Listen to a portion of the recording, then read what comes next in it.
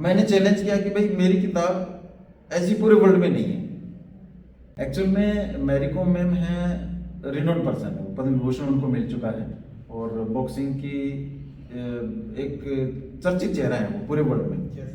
उनका रिकॉर्ड है 6 time world champion रही है वो। जब मैं उनसे मिला और मैंने अपने बारे में बताया तो बहुत उन्होंने आशीर्वाद दिया मुझे, कहा कि ये तो बहुत अच्छा। मुझे लगा कि जो काम, क्योंकि बॉक्सिंग है, कराटे है, ये चीज़ एक डिफेंसिव गेम होता है, तो उन्हीं से संबंधित गेम था, तो उनको बड़ा अच्छा लगा। उन्होंने कहा, फिर मैंने बताया कि मैं एक किताब लिखने जा रहा हूँ।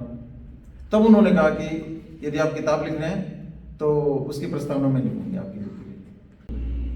हम कमर से नीचे का इसको गेदान बोलते हैं, कमर से हमारी गर्दन तक का इसी शो को चुड़ान बोलते हैं।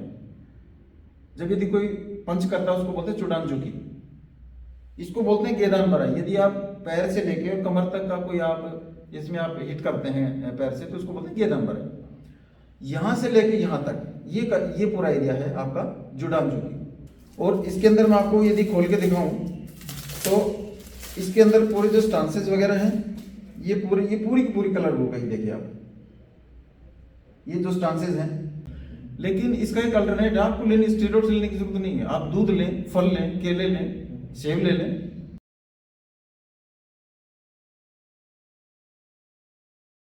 सर सबसे पहले आप ऑडियंस को ये बता दीजिए आप कहाँ से बिलोंग करते हो, आपकी फैमिली कहाँ से बिलोंग करती है? मैं राजस्थान में झुंझुनू डिस्ट्रिक्ट से हूँ। वहाँ खेतड़ी तहसील में एक छोटा सा गांव है मुकंदरा, तो वो मेरा गांव है और मैं वहीं का रहने वाला हूँ। Great sir. एंड सर आपका एजुकेशन वगैरह भी सब वहीं से हुआ? नहीं, एजुकेशन मेरा राजस्थान में अलवर डिस्ट्रिक्ट है, वहाँ पे मैं पढ़ा हूँ, वहाँ से मेरा एजुकेशन हुआ है। एंड सर ये जो कराटे की तरफ आपका इंटरेस्ट जागना या कराटे स्टार्ट करना, ये सर कब से हुआ है चालू? लाइक पहली क्लास से होता है ना कि सर बचपन में कोई गाइडेंस रहा तो हम पहले से शुरुआत कर देते हैं, या 10th के बाद, तो ये सर इसकी जर्नी कहाँ से शुरुआत हुई आपकी? ये एक्चुअल में मेरे फादर कराटे पहले सीखते थे और वो कई बार नेशनल चैंपियनशिप में उन्होंने भाग लिया है। उसके बाद चूंकि मेरे फादर सीआरपीएफ में थे तो उनका ट्रांसफर हो जाता था, तो उन्होंने गाइड किया कि भाई आप लोग एक ऐसी जगह पे सेटल हो जाओ ताकि आप लोगों का ट्रांसफर ना हो। तो हम केंद्रीय विद्यालय नंबर 1 दिल्ली कैंट 10 में एक जगह है केंद्रीय विद्यालय, हम लोग वहाँ पे आ गए। तो पापा ने हमारा एडमिशन करवा दिया हॉस्टल के अंदर।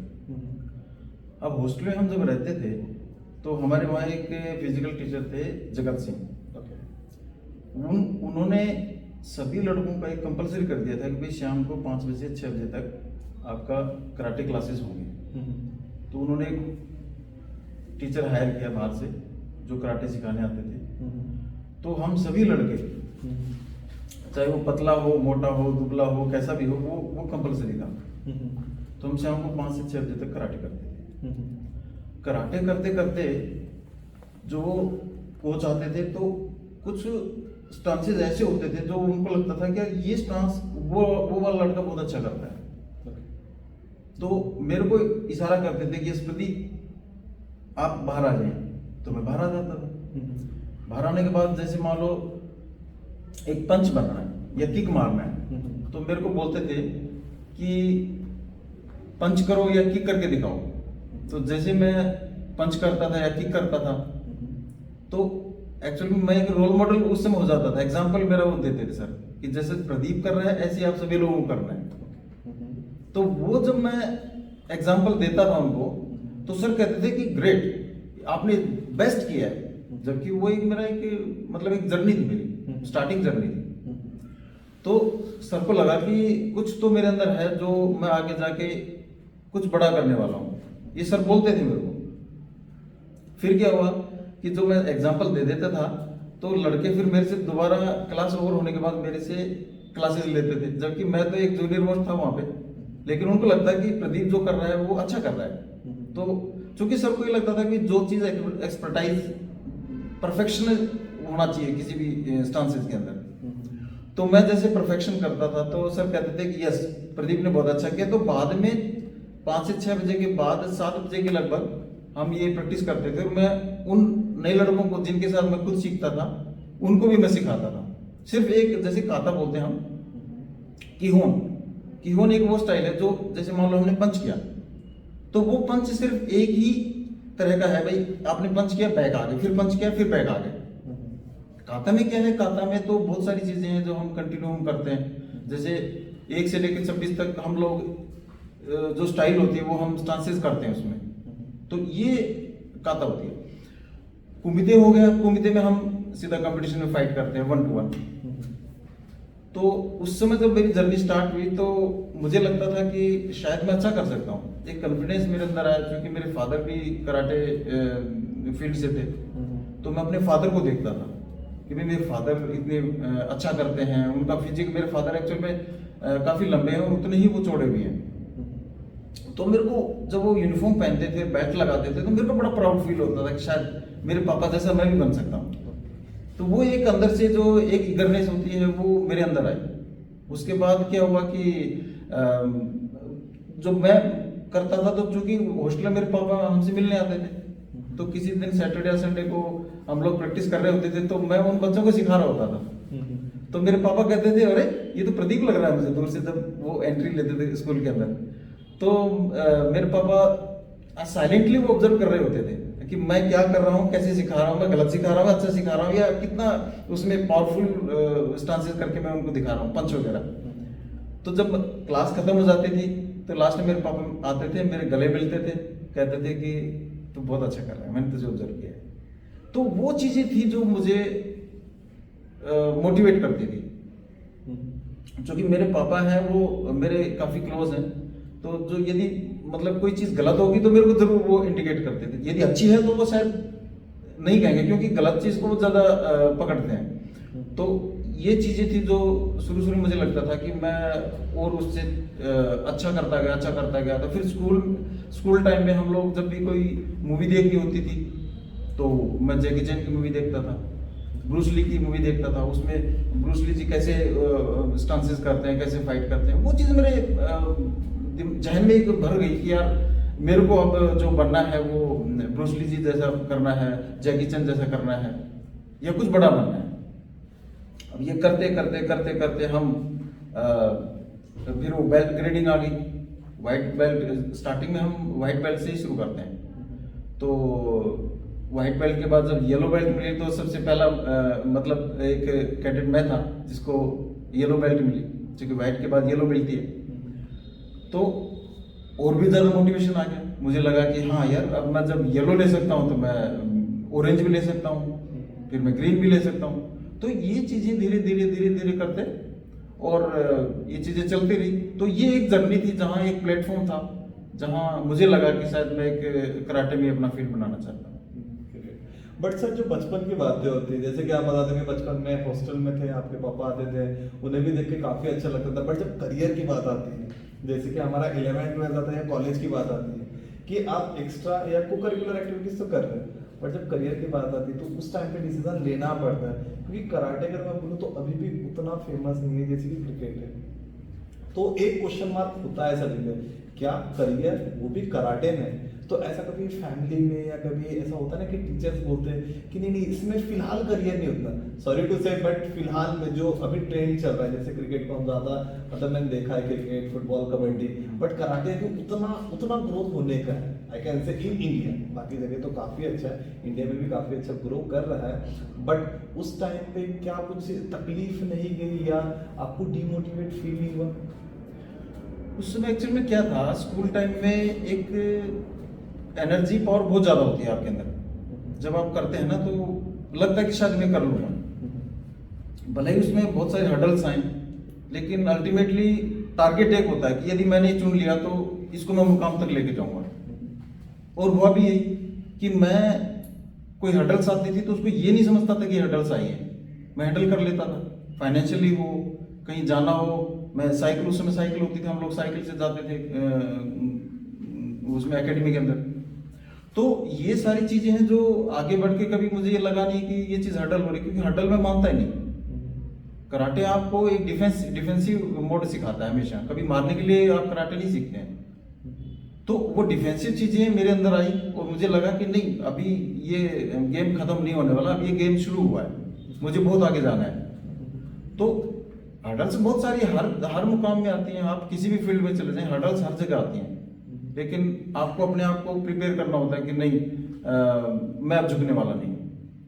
तो आगे बढ़ेंगे आप, ये अपने आप को मोटिवेट करने की बात होती है। प्लस जब आप कराटे करते हैं तो आपका जो बॉडी होता है वो आपको बॉडी बताएगा कि आपके अंदर कितनी कैपेबिलिटीज हैं, आप कर सकते हैं या नहीं कर सकते हैं। तो कहीं ना कहीं जो इनर स्ट्रेंथ है, चूंकि हेरिडिटरी है, मेरे फादर करते थे तो वो चीज़ मुझे लगता है वो शायद मेरे अंदर भी आ गई है। तो झुकना मुझे पसंद नहीं है, मुझे लगता है कि मुझे आगे बढ़ना है, मुझे करना है कुछ, तो बस उसी में मुकाम में मैं आगे बढ़ रहा हूँ।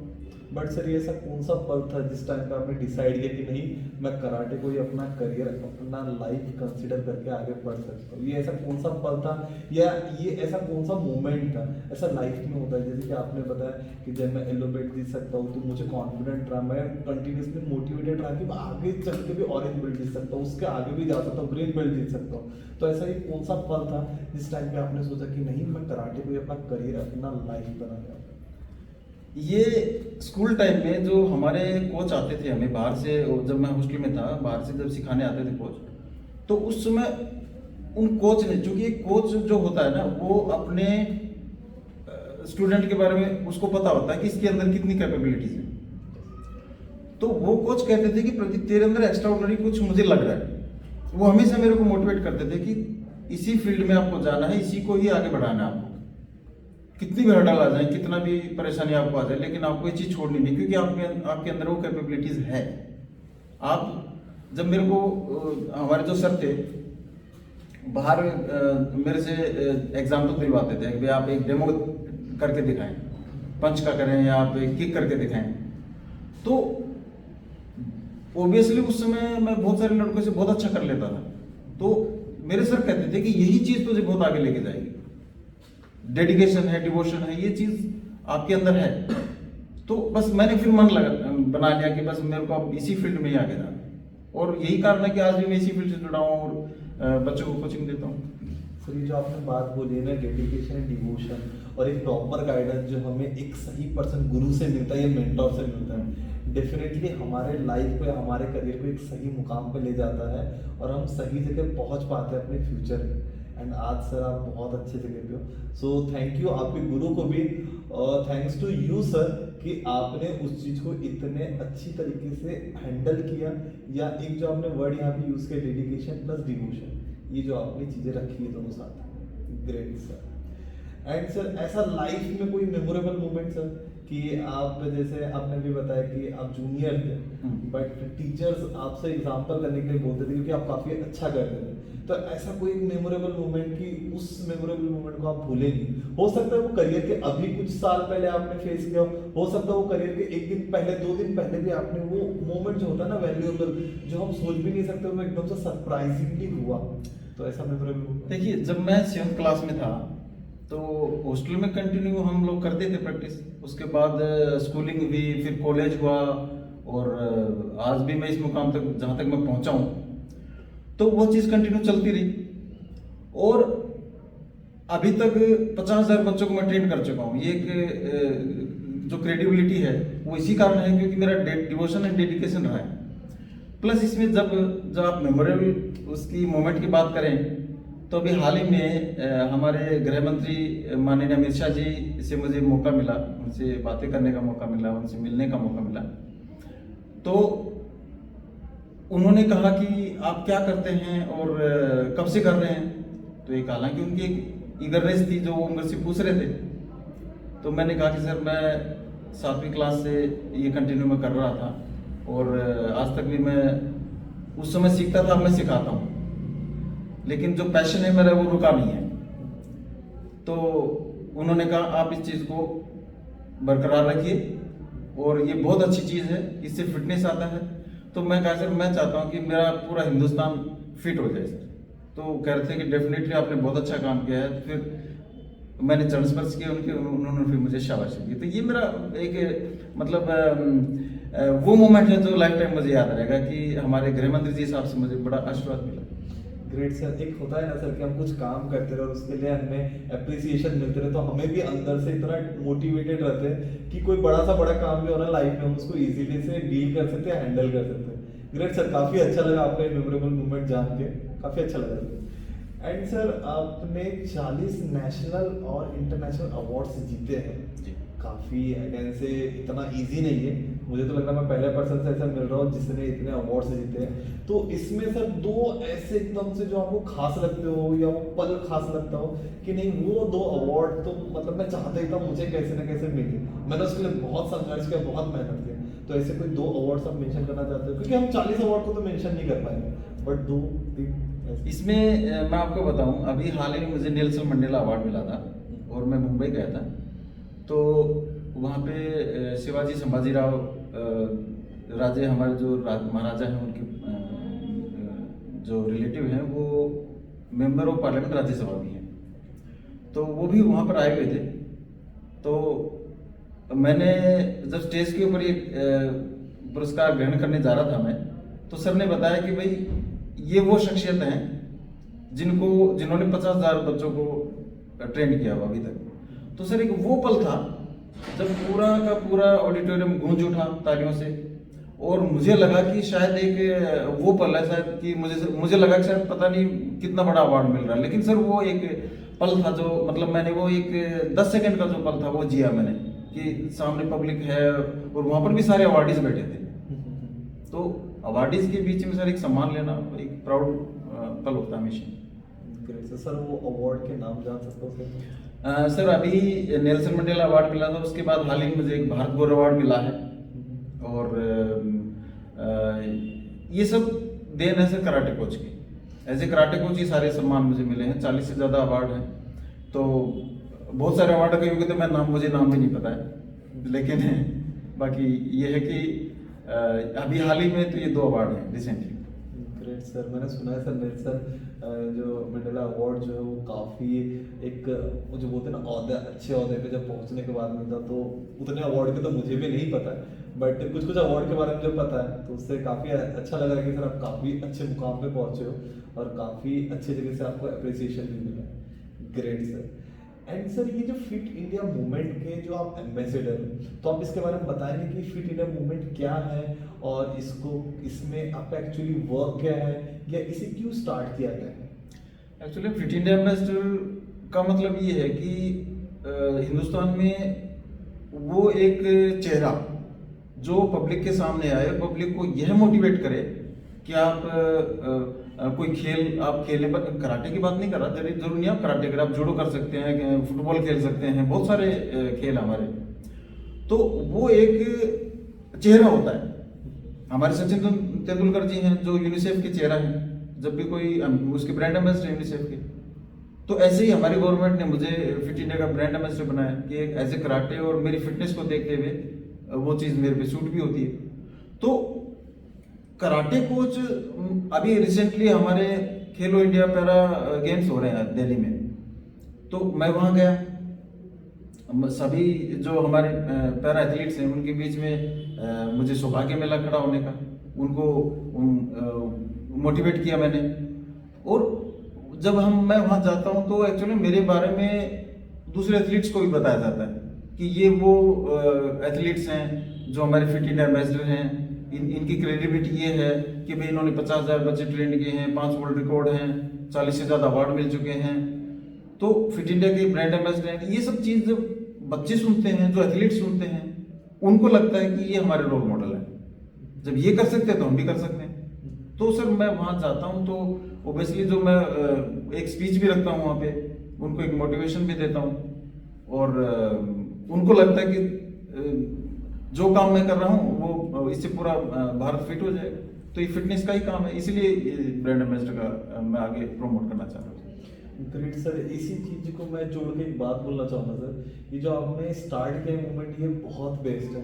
क्योंकि सर अभी कैसा हो रहा ना कि हम मेंटली तो काफ़ी अच्छा ग्रो कर रहे हैं, बट फिजिकली जो हमारा ग्रोथ होना चाहिए उस पर ज़्यादा लोग फोकस नहीं कर रहे। क्योंकि सर आपने रिसेंट में भी न्यूज़ भी सुनी होगी कि किसी को जो कम एज का है 20 से 25 एज का ही है, जो सबसे ज्यादा ग्रोइंग एज, सबसे ज्यादा बहुत ही गर्म खून होता है कि वो बंदा कुछ भी कर जाएगा, उसी टाइम पे बच्चों को, स्टूडेंट को हार्ट अटैक आ रहे हैं। तो ये जो आपने मूवमेंट स्टार्ट किया है, एंड डेफिनेटली जो एक क्रेडिबल पर्सन है, जो एक ऐसा पर्सन जिसने रियल लाइफ का खुद एक्सपीरियंस किया है, जो एक ऐसा पर्सन जो खुद क्रेडिबिलिटी रखता है कि मैं सिखा सकता हूँ किसी को, मैं उतना कैपेबल हूँ, अगर वो पर्सन सच में एक रियल रोल मॉडल की तरह अगर किसी को भी मोटिवेशन है, किसी को भी रियल बात अगर समझाएगा, तो डेफिनेटली मुझे लगता है कि जो आपने फिट इंडिया मूवमेंट चलाया है, उसे फिट इंडिया मूवमेंट के साथ एक भारत भी जोड़ देना चाहिए कि पूरे भारत में वो चलना ही चाहिए। मैं एक्चुअली बताऊँ, आजकल जैसे यंग ब्लड है, तो वो क्या करते हैं कि उनको तुरंत सक्सेस चाहिए, सफलता एकदम उनको चाहिए कि मेरे को बस अब तुरंत सफलता लेनी है। एक्चुअल में there is no shortcut for the success. और जब भी आदमी किसी भी फील्ड में जाता है, कराटे में जाता है, फुटबॉल में जाता है, क्रिकेट में जाता है, तो मेहनत जरूरी है। आजकल की यंग जनरेशन को लगता है कि मैं यदि जिम जा रहा हूँ, अभी हाल ही में एक रिसेंटली एक घटना हो गई थी, जो कि एक लड़का, जवान लड़का है, वो 15-20 साल का हुआ शायद, वो जिम जाता है और एकदम हैवी वो करता है, उसको लगता है शायद एक दिन में उसके बाइसेप्स अच्छे बन जाएंगे या उसके 6 यहाँ पे कट्स आ जाएंगे, लेकिन ऐसा नहीं है। ऐसा करने से क्या होता है, क्योंकि बॉडी आपकी उस हैवी एक्सरसाइज को एक्सेप्ट नहीं करती है। ये तब करेगी जब आप इस चीज को कंटिन्यूएशन में लेके आएंगे। कराटे एक दिन में सीखने की चीज नहीं है, आप इसको सालों साल तपते हैं, पसीना निकालते हैं, मेहनत करते हैं, तब जाके आपको ब्लैक बेल्ट मिलती है। तो मेरा कहने का मतलब ये है कि इंस्टेंट का कोई शॉर्टकट नहीं है, सफलता ऐसे नहीं मिलती है। तो इसलिए चूंकि बॉडी हमारी एकदम से एक्सेप्ट नहीं करती, जिस तरह हम ये कहते हैं कि जैसे कोई मशीन है, उसमें ऑयलिंग की जरूरत पड़ती है, तो ऐसे ही बॉडी में वार्म अप की जरूरत पड़ती है। आप कंटिन्यू अपना 2 घंटा 3 घंटा वार्म अप करते हैं, उसके बाद जब आप कोई जॉगिंग करते हैं या जिम्नास्टिक करते हैं, जिम करते हैं, बॉडी आपकी उसके अकॉर्डिंग रहती है। लेकिन आपने इंस्टेंट आपने 10 किलो 20 किलो या 50 किलो वेट उठा लिया, तो ऑब्वियसली बॉडी उसको एक्सेप्ट नहीं करती। तो यही कारण है कि आजकल हार्ट अटैक आ रहे हैं। तो मैं चाहता हूं कि कराटे हो या कोई भी खेल हो, वो एक कंटिन्यूस प्रोसेस है, उसको आप कंटिन्यू करिए। जब आप वार्म अप हो जाएं, अच्छे से वार्म अप हो जाए, आपके पसीने आ जाएं, उसके बाद आप कोई भी खेल सकते हैं। उसमें किसी तरह का कोई आपको स्ट्रोक आने का चांसेस नहीं। तो वार्म अप जरूरी है पहले। Great sir. और ये मैं यंग जनरेशन को, जो भी ये वीडियो सुन रहा है, मैं उसे मैसेज देना चाहता हूँ कि आप अपने बाइसेप बढ़ाने के पीछे ना जाए। कि काफ़ी लोग इंजेक्शन लेते हैं, स्टेरॉइड लेते हैं, काफ़ी जन प्रोटीन लेते हैं, एंड अगर आपको उस चीज़ की रेगुलर हैबिट नहीं है तो प्लीज़ ज़्यादा वेट लेके आप कोई वर्कआउट ना करें। अदरवाइज सर ने जैसी चीज़ें बताई कि अगर आपकी बॉडी उस चीज़ को अडेप्ट नहीं कर पाएंगी तो उससे आपको बहुत ज़्यादा डेंजरस कोई भी स्ट्रोक या कोई भी अटैक आ सकता है। So please avoid it. नहीं, ड्रग्स लेने की तो बिल्कुल जरूरत नहीं है। ये तो इसमें तो टोटली बैन लगना चाहिए। और मोस्टली तो जो ड्रग्स लेके स्पोर्ट्स करते हैं, बाकायदा उनको मतलब मेडल भी छीन लिया जाता है, बैन भी लगाया जाता है। लेकिन इसका एक अल्टरनेट है, आपको लेने स्टेरॉइड्स लेने की जरूरत नहीं है। आप दूध लें, फल लें, केले लें, सेब ले लें, ये तो बेस्ट रूट है, नेचुरल चीजें हैं। हमेशा आदमी इनको खा के अच्छा ही हुआ है, कभी स्टेरॉइड्स की जरूरत नहीं पड़ती। तो ये कभी नहीं लेने चाहिए। मैं कभी भी अपने बच्चों को हमेशा ये सजेस्ट करता हूँ, वो जब वो वार्म अप होते हैं, हल्का सा एक कप गर्म दूध लेके आए। उससे क्या होगा कि आपकी बॉडी इनर जो स्ट्रेंथ है वो आपके अंदर आएगी।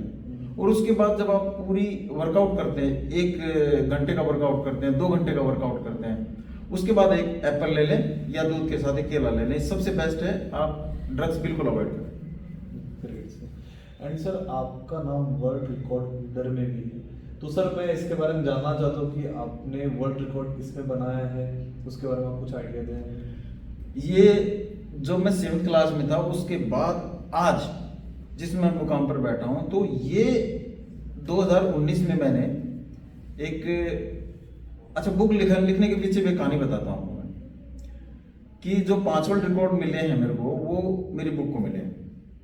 और बुक में क्या खासियत है ऐसी, वर्ल्ड की पहली ऐसी बुक है जो पूरी की पूरी पिक्टोरियल बुक है, पूरी की पूरी कलरफुल बुक है, और पूरी की पूरी प्रॉफिटेबल साइज बुक है। क्योंकि जब मैं कराटे सीखता था, उस समय क्या होता था कि कराटे सीखते वक्त मैं बहुत सारे जो हमारे लेखक हैं जैसे गिशिन फुनाकोशी हैं, जापान के हमारे ग्रैंड मास्टर हैं, जिन्होंने शोतोकन का उनको जनक भी बोला जाता है, उन्होंने बहुत सारी किताबें लिखी हैं। अब किताबें उन्होंने लिखी हैं, लेकिन उस समय टेक्नोलॉजी इतनी नहीं थी, कलरफुल बुक्स नहीं होती थी, कॉफी टेबल साइज का किसी को नहीं पता होता था। जो पिक्चर उस समय डाली जाती थी बुक्स के अंदर, वो एक छोटी पासपोर्ट साइज या हल्का सा उससे बड़ा साइज डालता था, लेकिन उस समय बुक की जो साइज होती वो भी 5x7 होती थी, इससे बड़ी नहीं होती थी। तो टेक्नोलॉजी नहीं थी उस समय, लेकिन आज टेक्नोलॉजी है, सब कुछ है। तो मेरे को वो चीज ध्यान थी कि जब मैं कराटे एकेडमी के अंदर, इसको दोजो बोलते हैं, जो एकेडमी होती है उसको दोजो बोलते हैं, जापानीज वर्ड है। तो वहां पे बच्चे कहते थे सर आपने एक स्टांस मुझे बताया था कल, जैसे मान लो मैंने एक जेनकुत्सु दाची स्टांस बताया, तो वो जेनकुत्सु दाची, अब पहली बात तो बच्चे, छोटे बच्चे होते हैं या बड़े भी होते हैं, तो कई बार ध्यान नहीं रहता, वो घर जाते हैं तो उनको लगता है कि सर ने एक स्टांस तो बताया था, जेनको ऐसे कुछ वर्ड है, एक्चुअल में पूरा वर्ड वो भूल जाते हैं। तो दूसरे दिन मेरे से पूछते थे तो मैं बताता था, साथ में उनको एक पर्ची देता था मैं लिख के कि बेटा इसका नाम है जेनकुत्सु दाची, ये स्टांस जो आप कर रहे हैं। तो वो अपनी पॉकेट में डालते थे। मैं कहा इसको जब भी आप कहीं भी आप खाना खा रहे हैं तो भी पर्ची निकाल के देख लें कि सर ने जेनकुत्सु दाची लिखाया था। खाना खा रहे हैं, रनिंग कर रहे हैं, स्कूल में जा रहे हैं, कहीं किसी भी मोड पे आप हैं, karate is a way of life, ये चलता रहना चाहिए। तो वो सीख लेते थे, किसी को ध्यान नहीं रहता। दूसरे दिन कोई दूसरा बच्चा आता था, वो कहता था सर मैं आज फिर भूल गया। तो एक मेरे दिमाग में कंसेप्ट आया कि क्यों नहीं एक ऐसी बुक लिखी जाए जो बच्चा जिसको पढ़ भी ले, जिसको समझ भी ले, और इसमें फोटो का भी साइज बड़ा हो, तो बच्चे को ये लगेगा कि हाँ देखते हुए समझ जाएगा कि सर ने ये स्टांस मुझे दिखाया। अब इतनी सारी चीज होने के बाद मुझे लगा कि मुझे किताब लिखनी चाहिए। 2019 की बात है, मैंने किताब लिखी जिसका टाइटल है Shotokan karate easiest way to get black belt. हालांकि ब्लैक बेल्ट का शॉर्टकट नहीं है, लेकिन easiest way to get black belt का मतलब ये है कि जो चीज ब्लैक बेल्ट के लिए रिक्वायरमेंट होती है, जो आपके कोर्सेज जो ब्लैक बेल्ट लेने का होता है, वो मेरी बुक में मैंने पूरा दर्शाया, with pictorial book, colourful book, with coffee table size. तो ये सारी चीजें हैं जो मैंने उस समय अपने दिमाग में, जहन में लेके आया और मैंने वो किताब लिख दी। अब मैंने चैलेंज किया कि भाई मेरी किताब ऐसी पूरे वर्ल्ड में नहीं है, तो चैलेंज एक्सेप्ट हुआ। क्योंकि मैं भी एक कराटे कोच हूं, मुझे पता है किस तरह की किताबें मार्केट में हैं, तो मैंने हट की किताबें लिखी। और हट की किताब लिखने का कारण ये हुआ कि कलरफुल होने के साथ साथ जो कॉफी टेबल साइज होती है, जिसको हम टेबल के ऊपर रख के पढ़ते हैं, बड़ी साइज होने के साथ साथ उसमें कलरफुल, तो बच्चों को बड़ा इजी हो गया कि एक तो फोटो है, उस पर डिस्क्रिप्शन नीचे लिखा हुआ है, जेनकुत्सु दाची क्या होता है, फोटो आपने देख ली, नीचे आपने डिस्क्रिप्शन देख लिया, साथ में पूरी की पूरी कॉफी टेबल, बड़ा साइज है, छोटा साइज नहीं है, बड़ा साइज है वो। इतनी सारी चीजें मिलने के बाद तो कोई भी कराटे का होगा उसको इंस्टेंट समझ आ जाएगा कि उसको फिर पर्ची की जरूरत नहीं है, पॉकेट में रखने की जरूरत नहीं। वो जब भी अपना टाइम मिलेगा वो अपनी बुक को पढ़ेगा, उसको देखेगा, वो चीज उसको याद रह जाएगी। और ये वो किताब है जो मैं आपको दिखाना चाहता हूं। ये किताब लिखी है मैंने, इसी बुक ने 5 वर्ल्ड रिकॉर्ड बनाए। और इसके अंदर मैं आपको यदि खोल के दिखाऊं तो इसके अंदर पूरे जो स्टांसेस वगैरह हैं, ये पूरी की पूरी कलर बुक है। देखिए आप, ये जो स्टांसेस हैं, जैसे ये देखिए मैंने ये ओसेयुकी किया हुआ है, ये कोकुत्सु दाची है, इसके नीचे डिस्क्रिप्शन लिखा हुआ है, पूरी कलर बुक है। ये कंफर्टेबल साइज है, बड़ा साइज है ये। और इसमें सारे के सारे नीचे से लेके व्हाइट से लेके पूरा ब्लैक बेल्ट तक मैंने इसी मेंशन किया है। इसलिए ये एक तरह से ये कह सकते हैं कि जो मार्शल आर्ट के अंदर या कराटे के अंदर जो बुक, जो कराटे का आपको जरूरत होती है, इसमें वो सब कुछ है। तो बेहिचक इससे जो मेरे स्टूडेंट्स होते हैं वो इसका फायदा ले रहे हैं पूरे वर्ल्ड वाइड। इसका लोग फायदा उठा रहे हैं। तो एक तरह से डायरेक्टली मैं अपने एकेडमी में कोचिंग देता हूँ, लेकिन इनडायरेक्टली ये बुक है। यदि अमेरिका हो, जापान हो, चाइना हो, ईरान हो, हर जगह ये बुक ऑनलाइन अवेलेबल है अमेजन पे। तो पूरी वर्ल्ड वाइड इसका फायदा हो रहा है, और जितने भी कराटे का जो है एक तरह से मेरी बुक के माध्यम से जुड़ रहे हैं, तो उनको वर्ल्ड वाइड फायदा मिल रहा है। प्लस मेरा भारत तो ओबियसली इसका फायदा ले रहा है। ग्रेट सर, काफी अच्छा लगा सर सुन के। और कोई इंडियन ने कराटे की बुक लिखी है, वो भी उस पे वर्ल्ड रिकॉर्ड बना है सर, इससे ज्यादा बड़ी बात हो ही नहीं सकती। क्योंकि सर अगर देखा जाए तो कराटे इंडिया से स्टार्ट नहीं हुआ, कराटे कहीं और से स्टार्ट हुआ है। Yes. बट अगर हम उसमें इतना महारत हासिल कर रहे कि हम उसके लिए किताब लिख रहे हैं, और किताब ऐसी लिख रहे कि वर्ल्ड रिकॉर्ड होल्डर बन रहे उसमें। इसमें अभिषेक जी, हमारे बोधि धर्म होते थे, मॉन्क थे वो, तो साउथ के रहने वाले थे वो बाद में चाइना गए।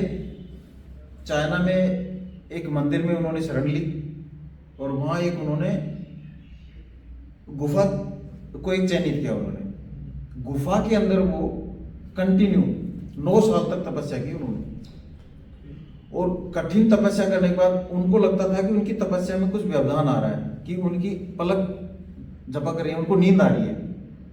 तो आप सोचिए, उन्होंने अपनी पलक को ही काट लिया। इतनी जबरदस्त तपस्या की, और 9 साल तक तपस्या करने के बाद जो उनका इनर स्ट्रेंथ था, क्योंकि जो उस वहां चाइना में मंदिर के जो दूसरे भिक्षु होते थे, उनका जो बॉडी स्ट्रक्चर था वो काफी वीक थे। वो जो बोधि धर्म वहां गए, उन्होंने तपस्या की, खुद को तपस्या से तपाया अपने आप को, और बाद में वो चीज उनको सिखाई उन्होंने। तो जो वो उस मंदिर में जो बौद्ध भिक्षु थे, वो भी स्ट्रेंथ हो गए धीरे धीरे। तो ये चीजें धीरे धीरे वहां फैलती चली गई। बाद में वो ओकिनावा एक जगह है जापान के अंदर, नाहा ओकिनावा, वहां वो उसके जो अनुयायी थे वो वहां पहुंच गए। उन्होंने वहां भी चलन शुरू किया। तो मेरा कहने का मतलब ये है कि पूरे वर्ल्ड को यदि कोई कराटे की देन है, तो वो हमारा भारत है, जिसमें बोधि धर्मा जो भिक्षु थे वो उनकी देन है। ग्रेट सर, और उसी चीज को आपने कंटिन्यू बरकरार रखा कि जो भी बंदा एक टीचर बनना चाहता है फ्यूचर में, और वो ब्लैक बेल्ट कैसे ले सकता है, उसके लिए सही रास्ता। क्योंकि सर कंटेंट देखा जाए तो कंटेंट तो बहुत है, बट एक सिस्टमेटिक, एक पैटर्न वाइज कंटेंट जिसको पढ़ के आप एक कैपेबल, एक क्रेडिबल एक पर्सन बोल सकता हूँ, बन सकते हो, कोच बन सकते हो। इस बुक के माध्यम से एक्चुअली मैंने दोनों ही अभिषेक जी वो बताने की कोशिश की है कि आप व्हाइट से लेके ब्लैक बेल्ट तक पूरा एक जो कोर्स होता है, इसमें क्या क्या आते हैं। व्हाइट ब्लैक का एग्जाम देंगे, तब आप येलो लेंगे, फिर आप ऑरेंज लेंगे, फिर ग्रीन लेंगे। ये हर बेल्ट का मैंने पूरा डिस्क्रिप्शन इसमें दिया है। तो अनडाउटेडली किसी को डाउट नहीं होगा कि भाई इसमें क्या सिलेबस होता है। वो सिलेबस भी मैंने इसमें बताया है, with photo, colourful photo, comfortable size हो। ग्रेट सर, काफी अच्छा लगा सर जान के।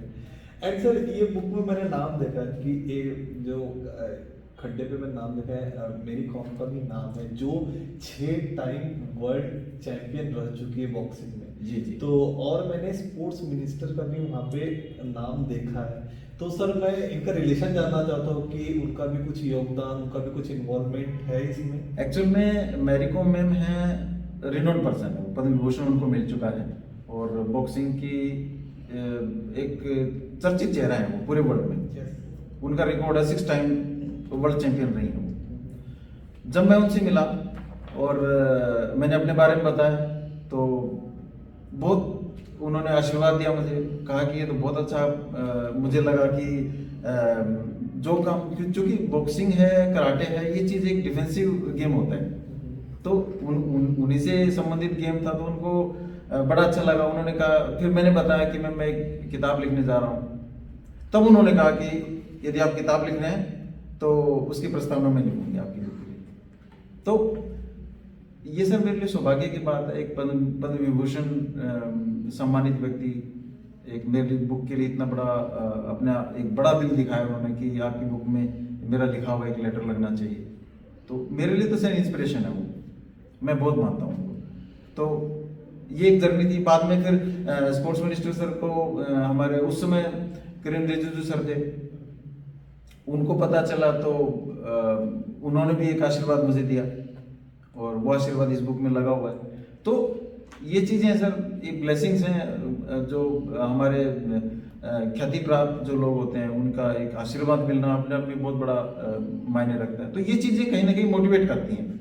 इस तरह की चीज़ें बीच बीच में आपको कोई इंस्पिरेशन करता है तो सर आगे बढ़ने का हौसला अपने आप ही आगे बढ़ता है। ग्रेट सर, काफी अच्छा लगा सर सुन के। और जो वर्ल्ड चैंपियन 6 बार रह चुकी है ऐसी महिला मैरी कॉम जी ने भी अगर आपको सराहा, आपको अप्रिशिएट किया, तो डेफिनेटली सर, भले मुझे कराटे का उतना नॉलेज नहीं है but I can blindly trust you, trust everything जो भी आपने बुक्स में लिखा है। डेफिनेटली मैं भी ट्राई करूँ कि मैं भी कुछ सीखूं कराटे में भी। बिल्कुल। एंड सर स्पोर्ट्स मिनिस्टर, क्योंकि सबसे ज्यादा एक इम्पोर्टेंट क्या होता है ना सर कि हम कुछ भी करते हैं तो हमें हल्का सा मोटिवेशन चाहिए। और अगर हमारे देश में हमारे स्पोर्ट्स मिनिस्टर अगर हमें सपोर्ट करे, कोई वर्ल्ड चैंपियन है वो सपोर्ट करे, तो डेफिनेटली सर ये अगर अप्रिसिएशन मिलते रहे तो हमारा देश और साथ ही साथ जो यहाँ पे जो भी कुछ करना चाहता है, बड़ा कुछ करना चाहता है, डेफिनेटली सर इसके लिए उसे ताकत मिलती है। मेरे को सर देखो, जैसे आपने स्पोर्ट्स मिनिस्टर और मैरी कॉम मैम का जिक्र किया, तो उनकी वजह से मुझे मोटिवेशन मिलता है। लेकिन जब मैं मोटिवेट होता हूँ तो obviously as a fit India ambassador मैं खुद बच्चों के बीच में चला जाता हूँ और फिर मैं उनको मोटिवेट करता हूँ ताकि मेरा भारत और भी मोटिवेट हो, और भी फिट हो, और भी हेल्दी। Great sir. और बच्चों के बीच में जाकर उनसे बात करना, उनसे एक होता है ना सर कि हाँ मैं तुम में से ही कोई हूँ, अगर आप उन्हें ये भरोसा दिला सको तो डेफिनेटली सर एक ऐसी चीज होती है ना कि आप आगे वाले को समझ रहे हो, और आप अगर आगे वाले को समझ रहे हो तो आपकी बात जरूर सुनेंगे सर। सर मोस्टली ऐसा होता है, जैसे कई बार मैं बच्चों के बीच में जाता हूँ तो मेरे को बच्चा बनना पड़ता है। मैं वहाँ ऐसा नहीं हो सकता कि मैं एक अलग ही पैंट कोट टाइम में गया हूँ और वहाँ तो अलग ही खड़ा हूँ, ऐसा नहीं होता सर। मैं बच्चों के बीच में जाता हूँ तो मुझे बच्चा बनना पड़ेगा, उनके लेवल जैसा बनना पड़ेगा, उनकी मानसिकता मुझे समझनी पड़ेगी, उनके लेवल को मुझे समझना पड़ेगा। मेरी जो एक्सपर्टाइज है हो सकता है उन छोटे बच्चों की वो ना हो, लेकिन उन जैसा मुझे बनना पड़ेगा, उनके अकॉर्डिंग उनसे प्यार से बोलना पड़ेगा, तो तभी मोटिवेट होते हैं सर वो। और मेरा मकसद मोटिवेट ही करना होता है। यदि मैं एज ए कराटे कोच हूँ तो मेरा काम है मोटिवेट करना।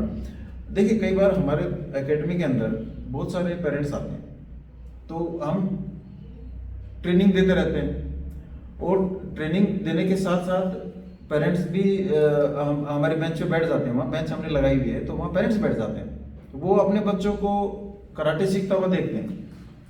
हम ट्रेनिंग दे रहे हैं उनको, बच्चे सीख रहे हैं। अब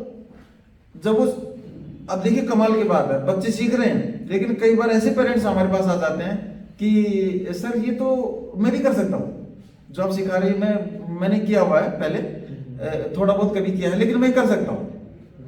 सर मैं बच्चों को ही नहीं, उनके पेरेंट्स को भी कराटे एकेडमी में जोड़ने का काम करता हूँ। मैं चाहता हूँ वो यहाँ आए, वो भी फिट हो। यदि पेरेंट्स फिट है तो सर ऑब्वियसली वो जब एक बच्चा देखता है सर कि अपने पेरेंट्स को कि वो माँ बाप भी उसके कराटे सीख रहे हैं, ऑब्वियसली वो सिर्फ मोटिवेशन होता है। तो पेरेंट्स सीखते हैं तो बच्चा भी आगे आने की कोशिश करता है।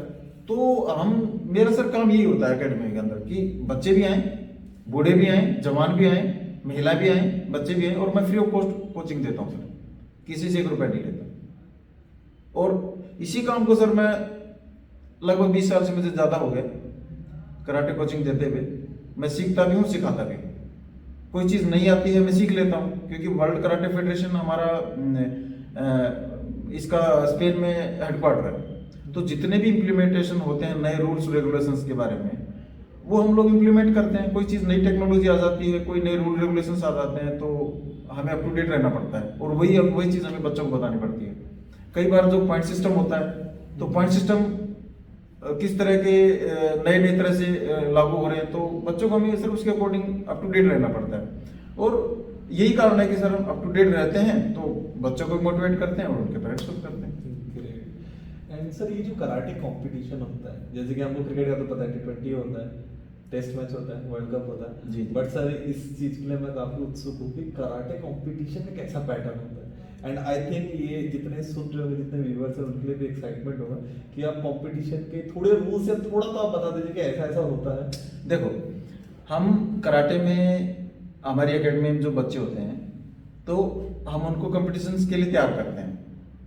हम चाहते हैं कि बच्चे आगे से आगे जाएं, स्टेट खेलें, डिस्ट्रिक्ट खेलें, स्टेट खेलें, नेशनल खेलें, इंटरनेशनल खेलें। तो हम उनको ये बताते हैं कि इसमें कैटेगरी होती है और वेट कैटेगरी होता है, एज कैटेगरी होता है। एज होता है जैसे कैडेट हो गया, जूनियर हो गया, अंडर 21 हो गया और फिर सीनियर हो गया। जो कैडेट होता है वो अप टू 14 ईयर्स होता है। उसके बाद जूनियर होता है वो 15 टू 16 होता है। उसके बाद अंडर जो 21 होता है उसको हम 17 टू 18 लेते हैं, लेकिन 21 होने के कारण हम 18, 19, 20, 21 इसको इंक्लूड करते हैं। इसका फायदा सीनियर कैटेगरी में भी उन बच्चों को मिल जाता है क्योंकि वो प्लस 18 होता है सीनियर कैटेगरी। वेट, यदि वेट की बात करें तो वेट 47 जो कैडेट है वहां से शुरू हो जाता है। अब उसमें आप +5, +6, +7, +8 ऐसे ऐड करते जाएं, वो फीमेल का हो गया, उसमें काता और कुमिति दोनों शामिल होता है। ऐसे ही यदि मेल की बात करें तो मेल में आप ये 52 आप 5 उसमें ऐड कर दें, 52 प्लस, अब जब मेल वाली बात आती है तो उसमें आप 7 से स्टार्ट करेंगे, 52 + 7, फिर उसमें +7 +8 +9 +10 इस तरह करके आप उसमें आगे बढ़ते जाए। तो ये एज और वेट कैटेगरी होता है, इसके अकॉर्डिंग ही कंपटीशंस होते हैं, उन्हीं के आधार पे ही गेम खेला जाता है। ग्रेट सर, मुझे एक प्रॉपर तो अंडरस्टैंडिंग आया कि जो फीमेल का होता है 47 से स्टार्ट होता है एंड जो मेल का होता है 52 से। डेफिनेटली सर ये मुझे भी अच्छा, यही चीज सीनियर में जो हमारा अंडर 21 होता है और सीनियर जो कंपटीशंस होते हैं वो 50 होता है फीमेल के लिए, 60 होता है मेल के लिए भी। तो उसमें क्या होता है, उसमें भी आप +5, +6, +7, +8 ऐसे ऐड करते जाएं, वो उसका कैटेगरी हो गया, वेट कैटेगरी हो गया। और ऐसे ही यदि मेल में है तो आप 60 प्लस वहां 7 से शुरू होंगे आप। फीमेल में 5 ऐड करते हैं, लेकिन जो मेल होता है उसमें आप 7 ऐड करते हैं। तो 60 + 7, फिर उसमें 8 + 9 + 10 इस तरह ऐड करते जाएंगे तो वो एक एज प्लस जो उसका वेट कैटेगरी है वो दोनों का डिफरेंशिएट हो जाता है। तो इसी तरह ही कंपटीशंस खेले जाते हैं और ये वर्ल्ड कराटे फेडरेशन के आधार पे मैं आपको ये रूल बता रहा हूँ, ये उसके अडॉप्टेड रूल्स हैं। Great great, nice sir. And sir एक सवाल था मेरा कि ये जो ब्लैक बेल्ट है इसका एक्चुअली मीनिंग क्या है सर, और ये अगर प्राप्त करने से एक्चुअली हम क्या डिफाइन करते हैं खुद को, जैसे कि अगर मैंने ब्लैक बेल्ट प्राप्त कर लिया तो मैं कौन हूँ?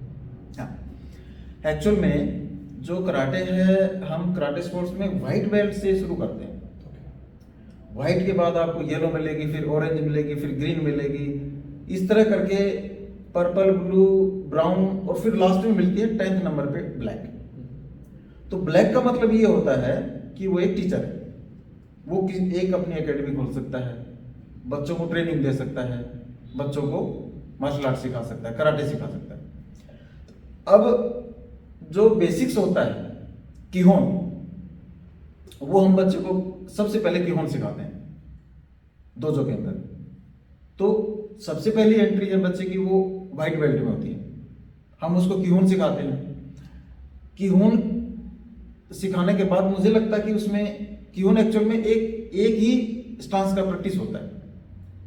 जैसे मान लो हमने ये पंच किया, इसी को ही हम कंटिन्यू सिखाते हैं कि ये आपने पंच किया तो ये इसी को प्रैक्टिस करेगा, वो 100 बार प्रैक्टिस करेगा, 200 बार प्रैक्टिस करेगा, और फिर एक ही नहीं 2 दिन 3 दिन हफ्ते एक ही प्रैक्टिस करेगा वो दोनों हाथों से। ये किहोन है, एक ही प्रैक्टिस को।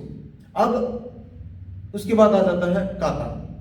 काता होता है कि एक असेंबल्ड स्टांसेस को हम एक साथ परफॉर्म करते हैं। उसमें आगे पीछे जाना होता है, पैर को आगे पीछे लेना होता है, हाथ को आगे पीछे लेना होता है, और वो लगभग 25 या 30 जो स्टांसेस हम करते हैं उसके बाद में वो स्टांस खत्म होता है। ये काता हुआ। अब हो गया कुमिते। कुमिते होता है जब आप कंपटीशन में आप भाग लेते हैं तो कंपटीशंस के दौरान आप 1-to-1 फेस करते हैं। उसका मकसद ये होता है कि आपको पॉइंट्स लेने हैं, और पॉइंट्स कैसे लेते हैं कि आपको सिर्फ पंच करना है, आपको उनके फेस को या उनकी बॉडी को डैमेज नहीं करना है। आपने जस्ट एक पंच किया या आपने किक की, आप बैक आ गए। और ऐसे ही जब आप लेते हैं तो आपका जो कंपटीटर है वो भी सेम इसी तरह पॉइंट लेने की कोशिश करेगा। तो इसमें 3 तरह के पॉइंट होते हैं। जैसे आपने योको पॉइंट है, 1 बोलते हैं योको को, जिसने 1 पॉइंट लिया योको है। ऐसे ही इप्पन आता है 3 पॉइंट्स, वजारी आता है 2 पॉइंट्स। तो युको, वजारी, इप्पन 1 2 3 ये 3 पॉइंट्स हो गए, प्लस इसमें 3 हिस्से हो गए। हम कमर से नीचे का इसको गेदान बोलते हैं, कमर से हमारी गर्दन तक का इस हिस्से को चुड़ान बोलते हैं।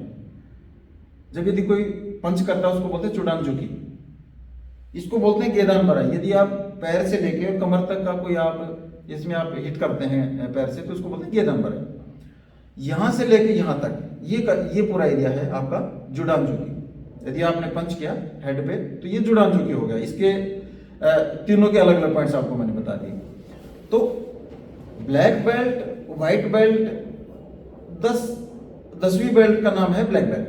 व्हाइट से आप शुरू होते हैं वो पहली बेल्ट है, ब्लैक बेल्ट आप चले जाते हैं 10वें नंबर पे। ये आपका पूरा प्रोसेस है बेल्ट का। तो जिस आदमी को ब्लैक बेल्ट मिल गई, जिस कोच को मिल गई, तो ब्लैक बेल्ट का मतलब ये है कि वो 100% आपका कोच बन गया, सर्टिफाइड कोच बन गया, और उसके बाद वो अपनी एकेडमी खोल सकते हैं और बच्चों को ट्रेनिंग दे सकते हैं। ये ब्लैक बेल्ट का अर्थ होता है। ब्लैक बेल्ट से नीचे बहुत सारे एक्सपर्ट, जैसे हमारे कई बच्चे हैं बहुत अच्छा स्टांसेस करते हैं, बहुत अच्छा स्किल्स है उसके अंदर।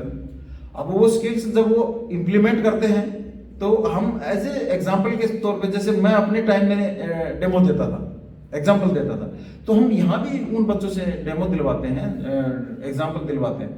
लेकिन इसका मतलब ये नहीं कि वो अपनी एकेडमी खोल के ट्रेनिंग दे सकते हैं। सिर्फ ब्लैक बेल्ट होल्डर ही ट्रेनिंग दे सकता है अपनी एकेडमी खोल के, कोचिंग। तो यदि मेरी बात करूं तो मैं वर्ल्ड कराटे फेडरेशन से 3rd टाइम ब्लैक बेल्ट हूं। और ये 2000 जब मैं 7th क्लास में पढ़ता था, कंटिन्यू वो चीज़ अभी चल रही है। तो हम लोग इस चीज़ को इम्प्लीमेंट करते हैं डोजो के अंदर।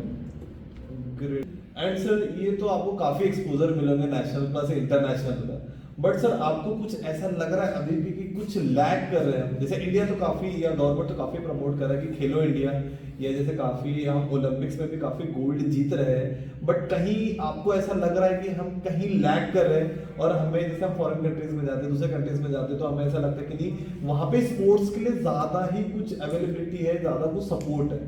तो आपको कुछ ऐसा लग रहा है कि इंप्रूवमेंट करने की अभी भी हमें जरूरत है? देखिए, पहले 2014 से पहले के अलग रूल्स रेगुलेशंस होते थे, यदि स्पोर्ट्स की बात मैं करूँ तो।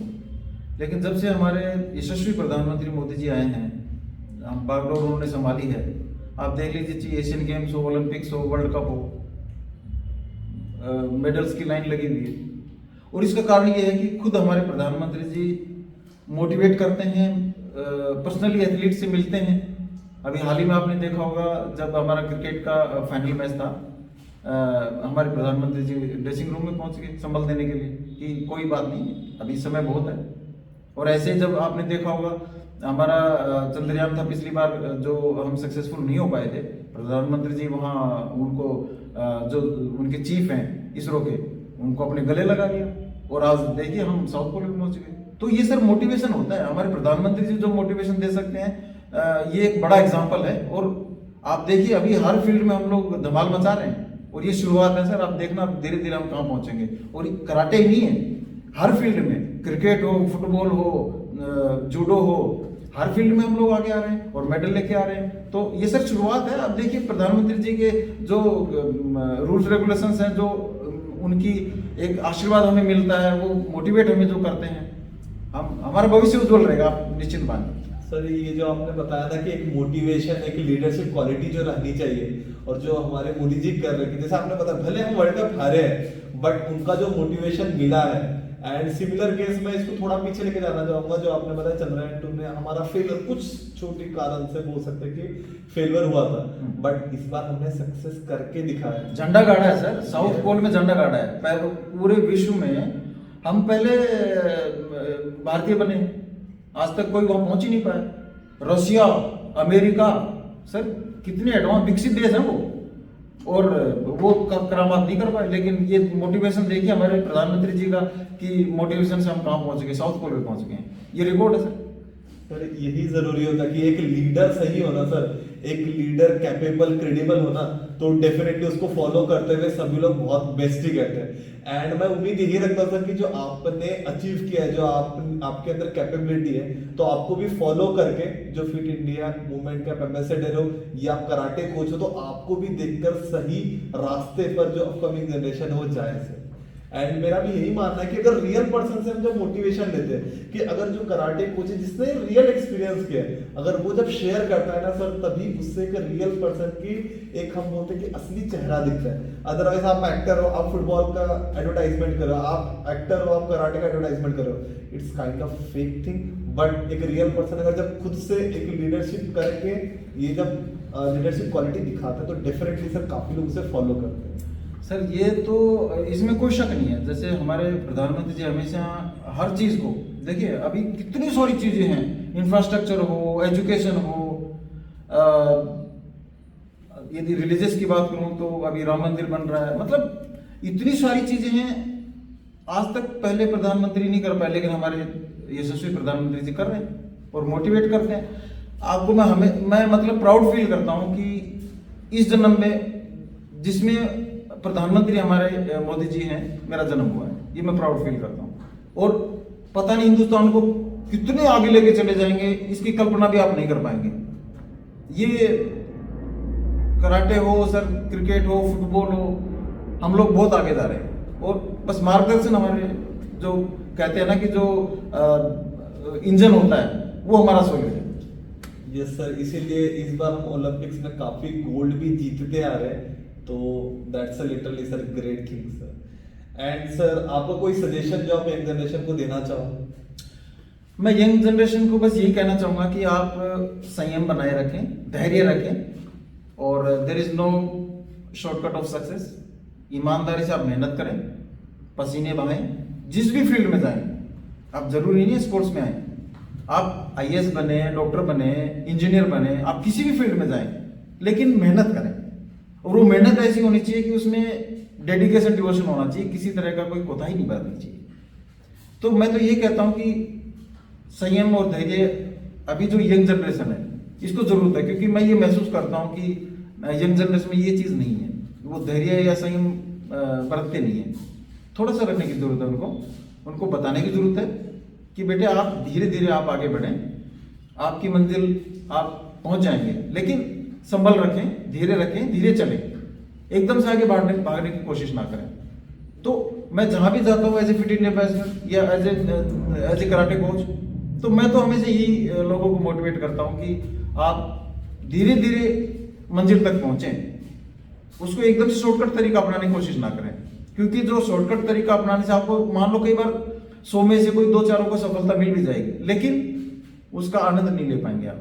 आनंद तभी मिलेगा आपको जब आप पूरी पसीना बहा के अपनी मेहनत से, आपको लगता है कि हाँ यार मैंने मेहनत की है और मैं इस मुकाम तक पहुंचा हूं, उसका आपको फल मिलेगा।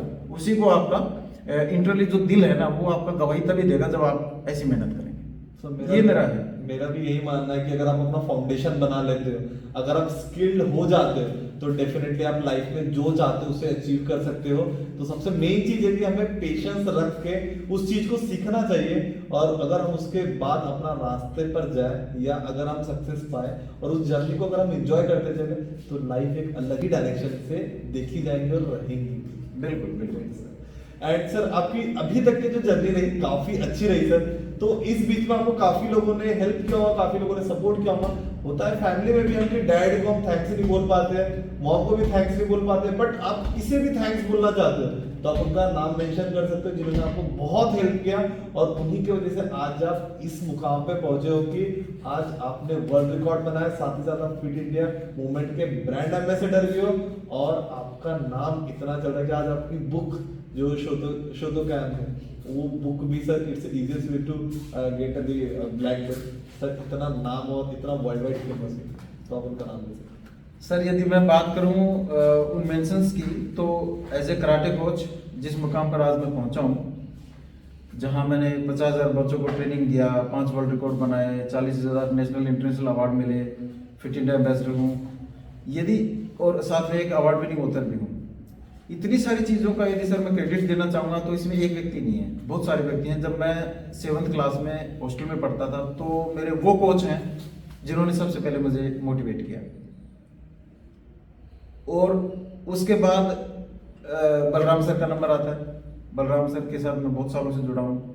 मेरी सबसे पहले ब्लैक बेल्ट बलराम सर से ली थी मैंने। उसके बाद भारत शर्मा सर हैं जो हमारी कराटे इंडिया ऑर्गेनाइजेशन के से जुड़े हुए हैं, तो वो मेरी मोटिवेशन है। प्लस यदि मैं सबसे बड़ी बात बोलूँ तो ये रहेगा कि मेरे फादर खुद कराटे में नेशनल विनर रहे हैं। जब मैं उनको उस यूनिफॉर्म में देखता था, इसको जीआई बोलते हैं, तो उनको मैं यूनिफॉर्म में जब मैं देखता था तो मुझे लगता था कि मतलब इतने हैंडसम वगैरह मेरे पापा लगते थे मुझे। हर बच्चों को लगता है, लेकिन मेरे पापा जितने लंबे थे उतने तगड़े भी थे, और मुझे बड़ा अट्रैक्टिव लगता था उनका जो फिजिक था। तो मुझे लगता था कि मैं भी ऐसा ही बनूंगा मेरे पापा जैसा। तो सर ये हैं जो हमेशा ही मेरे लिए पथ प्रदर्शक रहेंगे। ग्रेट सर, काफी अच्छा लगा सर जान के। एंड डेफिनेटली सर आपकी जो करियर जर्नी रही, आपकी जो जर्नी स्टोरी रही, बहुत लोगों को मोटिवेट करेंगी। एंड थैंक यू सर आपकी जर्नी बताने के लिए। And thank you guys to you कि आपका एक लाइक बढ़ना, आपका एक सब्सक्रिप्शन बढ़ना मुझे इतना मोटिवेट करता है कि मैं डिफरेंट स्ट्रीम से लोगों को बुलाता हूँ और अपनी लाइफ जर्नी, करियर जर्नी वो यहाँ शेयर करते हैं। और जो भी अपने लाइफ में उन्होंने डिफिकल्टीज फेस की है या एक सक्सेस मुकाम जो पाया, उन्होंने जो भी मेहनत की, जो भी रोड मैप उन्होंने तय किया है, वो आपको यहाँ बता सके और आप भी उसे फॉलो कर सको और आप अपने लाइफ को इजी और अच्छे तरीके से जी सको। So thank you everyone and thank you sir. Thank you so much Abhishek ji.